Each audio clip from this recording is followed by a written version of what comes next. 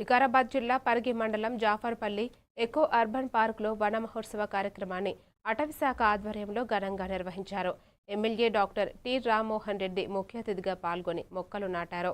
రాష్ట్ర ప్రభుత్వం 6 లక్షల మొక్కల పెంపు లక్ష్యంగా పనిచేస్తోందని తెలిపారు.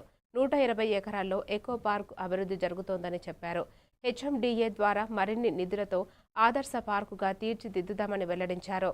కార్యక్రమంలో అధికారులు, ప్రజలు పాల్గొన్నారు.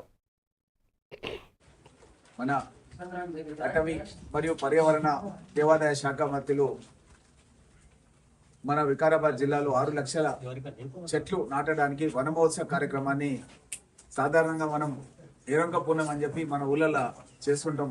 ఎడ్లకు గుడ్లు తినిపించి కొమ్ములకు రంగులేసి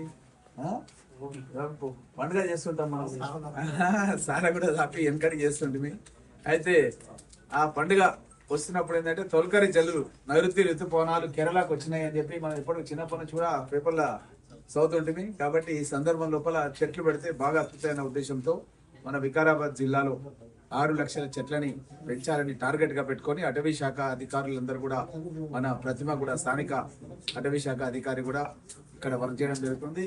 ఇక్కడ కూడా ఒక మంచి ఆహ్లాదకరమైన వాతావరణం మన జాఫర్పల్లిలో 120 ఎకరాల ప్రాంగణం లోపల మనం మంచి ఎకో అర్బన్ పార్క్ చేయాలని ప్రభుత్వం నిర్ణయం చేయడం జరిగింది.